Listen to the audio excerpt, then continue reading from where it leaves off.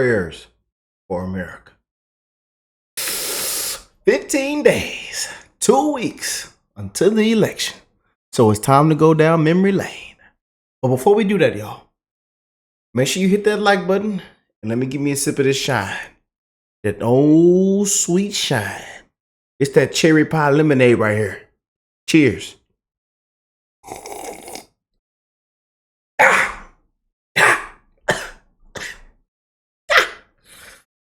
Cheers. Don't let them forget. Don't let them forget, man. But boy, before we get into this, before I click play, I want this to be known. She is not a journalist.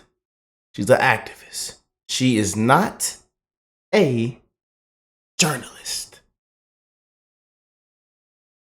And actually, single-handedly, she made Trump more voters from this conversation. Let's go down memory lane. And even Democrat senators say, I can't believe it. They didn't raid the house of Joe Biden. They didn't raid Obama. But Joe Biden didn't ignore a subpoena to get those documents back like you did. And so that's the question. 1,850 boxes. But that's the question that investigators have, I think, is why you held on to those documents when you knew the federal government was seeking them and then had given you a subpoena to return them. Are you ready? Are you ready? Can I talk? Yeah, what's the answer? Do you mind? I would like for you to answer the question. Okay, it's very simple to answer. That's why I asked it. It's very simple you're a nasty person, I'll tell you. If you look at what's gone to our country has gone to hell. Our borders are Caitlin Smug Collins. Bad. Our military has been bad. You look at the taxes, you look at inflation, what's happened to inflation, it's just destroying our country. We've really become, in many ways, a third world country. And it's very sad what's happened in this administration. And it's something that will turn around on day one. We were energy independent. Now energy is at a level that we've never had to pay before. Nobody can afford to continue to pay what's happening with energy. But we were energy independent. We were getting out of Afghanistan with strength and with dignity. And instead we got out, we looked like fools, probably the most embarrassing moment in the history of our country. One of the big problems was that Nancy Pelosi, Crazy Nancy as I affectionately call her, Crazy Nancy Pelosi and the mayor of Washington were in charge, as you know, of security. And they did not do their job. They're not in charge of the National Guard.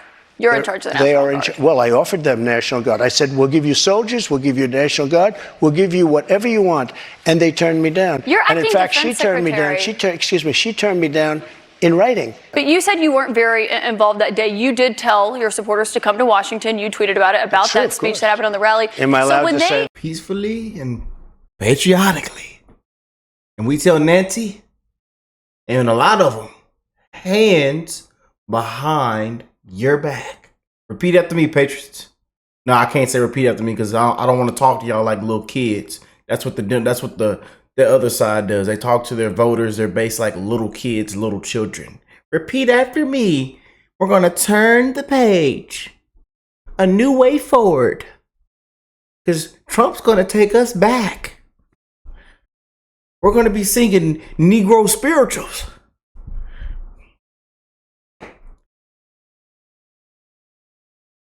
But hands behind your back. I'm done interrupting. I apologize, y'all.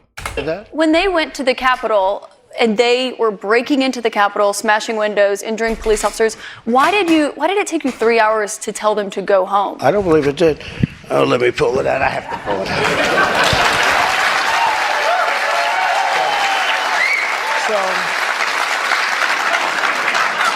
So if you look at, on January 5th, the day before, I said, please support our Capitol Police and law enforcement.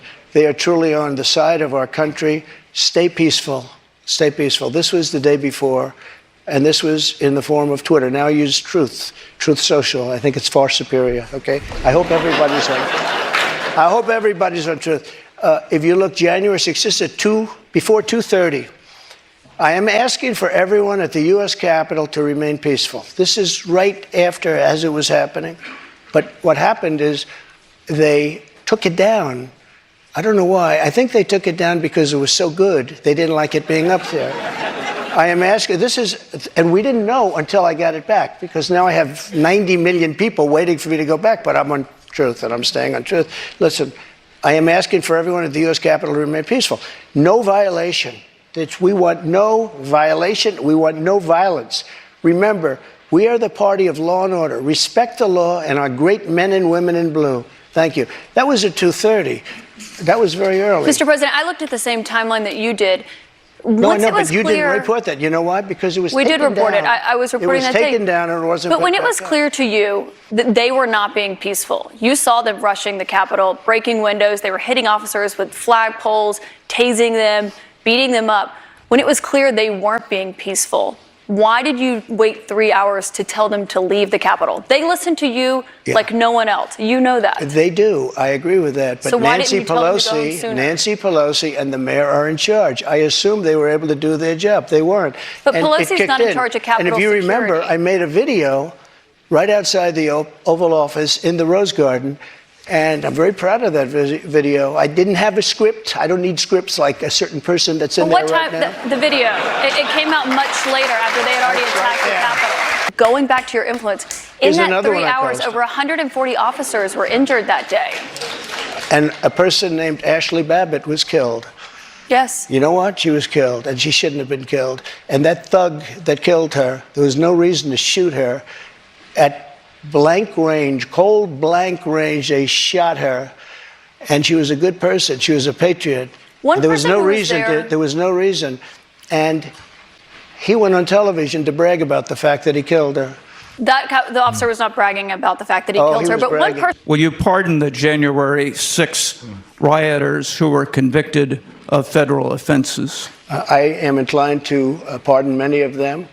I can't say for every single one because a couple of them probably they got out of control. But, you know, when you look at Antifa, what they've done to Portland, and if you look at Antifa, look at what they've done to Minneapolis and so many other places. Look at what they did to Seattle and BLM.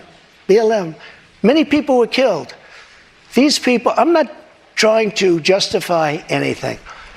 But you have two standards of justice in this country, and what they've done, and I love that question, because what they've done to so many people is nothing. And then what they've done to these people, they've persecuted these people. And yeah, my answer is I am most likely, if I get in, I will most likely, I would say it will be a large portion of them. You know, they did a very, and it'll be very early on. And they're living in hell right now. So when it comes they're to living pardons, in hell. And they're policemen, and they're firemen, and they're soldiers, and they're carpenters and electricians, and they're great people. Many of them are just great people. Mr. President, one of the people who was convicted was a former policeman, but he was convicted of attacking a police officer, I should note. But when you said you are considering pardoning a large portion of those charged with crimes on January 6th, does that include the 4 Proud Boys members who were charged and convicted of seditious conspiracy? I don't know. I'd have to look at their case, but I will say in Washington, D.C., you cannot get a fair trial. You cannot. Just like in New York City, you can't get a fair trial either. This woman, I don't know her. Yeah. Especially after this year, we've seen sham after sham after sham. Can't beat them fair and square. You come after your political opponent. Trump said it. Can't get a fair trial. Don't work that way. Nah. Bananas all out in the middle of the street. You're at the intersection, kangaroos are jumping. Kangaroos at the stoplight. Throw the laptop out in the middle of the street. That's America for you now. I never met her. I have no idea who she is. I had a picture taken years ago with her and her husband, nice guy, John Johnson. He was a newscaster, very nice man. She called him an ape. Happens to be African American. Called him an ape. The judge wouldn't allow us to put that in. Her dog or her cat was named Vagina. The judge wouldn't allow to put that in. All of these things. But with her, they could put in anything. Access, this Hollywood. was a jury of 9 people who found you liable of sexual abuse. Do you think that will deter women from voting for you? No, I don't think so, because I think the whole thing, just so you understand, ready? I never met this woman. I never saw this woman. This woman said, I met her at the front door of Bergdorf Goodman, which I rarely go into other than for a couple of charities. I met her in the front door. She was about 60 years old, and this is like 22, 23 years ago. I met her in the front door of Bergdorf Goodman. I was immediately attracted to her, and she was immediately attracted to me. And we had this great chemistry. We're walking into a crowded department store. We had this great chemistry, and a few minutes later, we end up in a room, a dressing room of Bergdorf Goodman, right near the cash register. And then she found out there were locks on the door. So she said, I found one that was open. She found one. She learned this at trial. She found one that was open. What kind of a woman meets somebody and brings them up, and within minutes, you're playing hanky-panky in a dressing room, okay? I don't know if she was married then or not. John Johnson, I feel sorry for you, John Johnson. Mr. President, can I... What is the first thing you would do to help bring down the cost to make things more affordable? Drill, baby, drill. When we have a debt limit, and they use that very seriously on me, they came in, Schumer came in with Nancy Pelosi, and they were using it, we'll violate it, we'll do whatever. They talked a whole lot different than they do right now. I say to the Republicans out there, congressmen, senators, if they don't give you massive cuts, you're going to have to do a default. And I don't believe they're going to do a default, because I think the Democrats will absolutely cave, because you don't want to have that happen.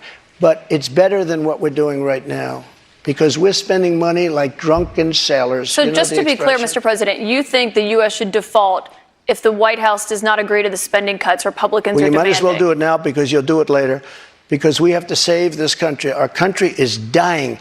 Our country is being destroyed by stupid people, by very stupid people. You once said that using the debt ceiling as a negotiating wedge just could not happen. You said that when you were in the Oval Office. That's when I was president. So why is it different now that you're out of office? Because now I'm not president. We have a very big mental health problem in this country. And again, it's not the gun that pulls the trigger, it's the person that pulls the trigger. And we have to protect our Second Amendment. We have to protect our Second Amendment. Mr. President, you dealt with a lot of mass shootings when you were in office. This year, there have already been more than 200 mass shootings in 2023.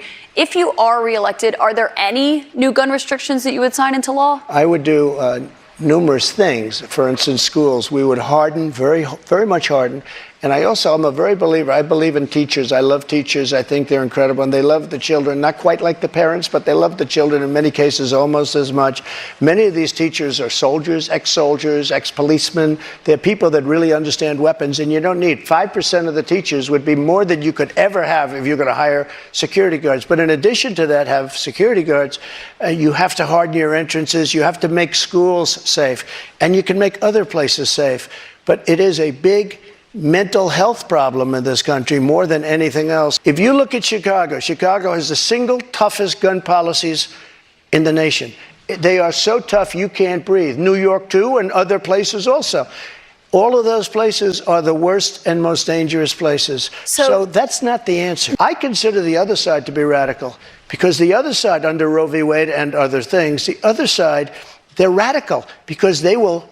Remember the debate with Hillary Clinton? I said, rip the baby out of the womb at the end of the 9th month. They will kill the baby in the 9th month.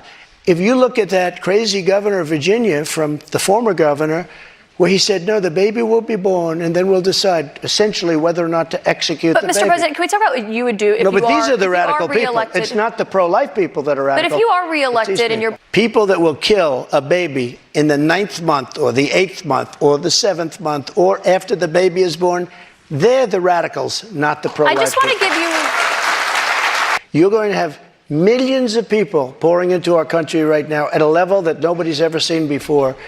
These people are sick. Anybody that wants this to happen to our country, they're destroying our country, and this should not be allowed to happen. How they're not going to do a version of Title 42 or my Title 42, which was tough. If people are sick and have infectious diseases and lots of other problems, we don't want them being into our country. We have enough problems right now. We have problems like we've never had in the history of our country. But Mr. President, our country is being destroyed. A country has to have borders. There's never been anything like is happening to our country. You built about Common 52 sense. miles of new wall when you were in office, Mr. President. It wasn't the complete wall. One other thing that with No, but I have to immigration, respond to that. with your immigration, it was only about 52 can I miles of respond? new wall. This is what she does. I built hundreds of miles. Some of the wall was up there, and it would be laying on the ground, rusted, rotten steel, rusted, rotten wood, a little. And what the radical left, crazy Democrats did, if there's a piece of wood laying down, they consider that a wall. I built 30-foot walls that go down 7 feet into the ground. If there was a little piece of wood sitting in the ground, they said, oh, he's not building a wall. We already had a wall. Because this is the game. They're a party of disinformation. It's not a game, Mr. President. It's about 52 miles of new wall. One other immigration policy you had when you were in office. I built new wall. 52 miles for hundreds of miles. CBP, Mr. What I did President. is I replaced other wall that was laying down, that was up and rotting in the ground for 30 years. If I were president, this would have never happened. And even the Democrats admit that. Putin knew it would have never happened. And his pipeline would have never happened. A lot of things would have never happened. But this would never have happened. And all those dead people, both Russian and Ukrainian, they wouldn't be dead today. And all those cities that are blown up and disintegrated right to the ground, that wouldn't have happened. Would you give Ukraine weapons I was and impeached funding? by a crazy woman named Nancy Pelosi. But the question here is, would you give Ukraine weapons and funding if you were elected? I would sit down. Let me just put it a nicer way. If I'm president, I will have that war settled in 1 day, 24 hours. How would you settle that war in 1 day? Because I'll meet with Putin, I'll meet with Zelensky. They both have weaknesses and they both have strengths. And within 24 hours, that war will be settled. It'll be over. It'll be absolutely over. Do you want Ukraine to win this war? I don't think in terms of winning and losing. I think in terms of getting it settled so we stop killing all these people and breaking down this country. Why did you take those documents with you when you left the White House? Woo! Something about that clip, man. There's something about that clip right there. I'm trying to hear that one more time, man.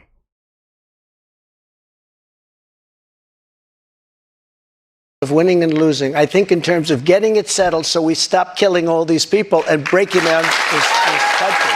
Why did you take those documents with you when you left the White House? I had every right to under the Presidential Records Act. You have the Presidential Records Act. I was there and I took what I took and it gets declassified. Biden, on the other hand, he has 1,850 boxes. He had boxes sent to Chinatown, where they don't speak even English in that Chinatown we're talking about. I got to stop you right there. Nobody talks about him. They Because talk about us. Just so you understand, I had every right to do it. I didn't make a secret of it. You know, the boxes were stationed outside of the White House. People were taking pictures of the GSA of the various people. I got to stop you right there, though, because the Presidential Records Act, which is not well known to a lot of people, I read it. It does not say that you can take documents with you. It says actually that they are the property of the federal government. It says you talk, you negotiate, you make a deal. It's not criminal, by the way. The Presidential Records Act is not criminal. And just so you know, it does not say you can negotiate to take the documents with you. Can I tell you? Just so you understand, the Presidential Records Act is not criminal. I took the documents. I'm allowed to. You know who else took them? Obama took them. Nixon took them. Obama Reagan did not took take them. documents. Oh, he didn't? The difference here that I'd like to know. Reagan National took Archive them. says that President Obama Even Jimmy did not Carter, take even Mike documents. Pence had some documents, and he's a very honorable guy. You referenced But you know who Biden. took them more than anybody is Joe Biden. He has 1,800 boxes. That's And not nobody accurate, even Mr. knows where President, they and you are. know that. 1,800. And nobody talks about him. Let's hear It what happened included when a you had raid those on my documents. house. That's what it included. But They you had didn't raid. you'd gotten a they subpoena didn't raid and they had not Biden's been house. turned over yet. They didn't raid Biden's house. You know what happened? They put him in the house. That's the one with the Corvette where the documents were laying all over the floor. That was fine. And you know who happens to be at Mar-a-Lago? Secret Service, and they're phenomenal. I have Secret Service. He didn't have Secret Service. The other thing, the vice president cannot declassify. He didn't have the right to declassify. He has documents from when he was a senator. And even Democrat senators say, I can't believe it. They didn't raid the house of Joe Biden. They didn't raid Obama. But Joe Biden didn't ignore a subpoena to get those documents back like Joe you Biden did. And so took that's the question. 1,850 boxes. But that's the question that investigators have, I think, is why you held on to those documents when you knew the federal government was seeking them and then had given you a subpoena to return them. Are you ready? Are you ready? Can I talk? Yeah, what's the mind? answer? Do you mind? I would like for you to answer the question. Okay, it's very simple to answer. That's why I asked it. It's very simple you're a nasty person, I'll tell you. Can you answer why you held on to the documents? I was negotiating, and we were talking to NARA, that's Washington, to bring whatever they want. They can have whatever they want.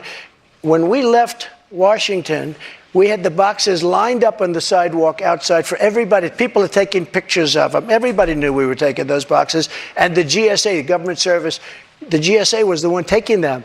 They brought them down to Mar-a-Lago. We were negotiating with NARA. All of a sudden, they raid our house.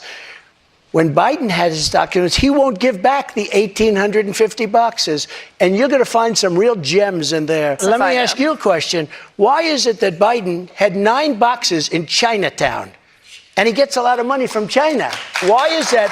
And why aren't people? Why aren't people bringing that up? And why don't they put this guy Jack Smith and his group of thugs? Why don't they put him in charge of that? I need to stop you right there because there's no evidence of what you just said there. What you're referring to there is an office that he had after leaving the vice presidency. He had a temporary office. But I want to ask you about another investigation that you're facing. You don't know the subject. I do know the subject. He had one at University of Pennsylvania, but he also had 9 boxes in Chinatown that you're facing, which is the one that's happening in Georgia, where we are really putting it to Biden, but he's putting it to himself because the economy stinks, inflation is horrible, and the border is a disaster. And by the way he got out of Afghanistan was the single most embarrassing moment in the history of our country. And you know what? If I don't win, this country is going to be in big trouble. It's so sad to see what's happening.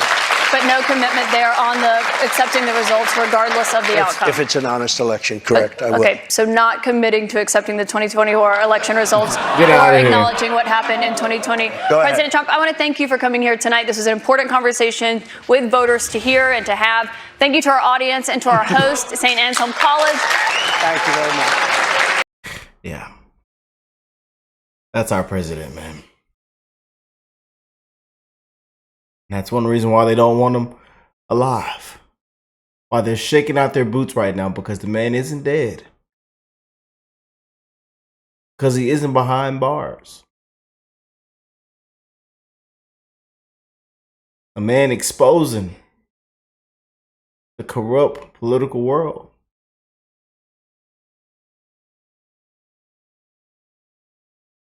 Man.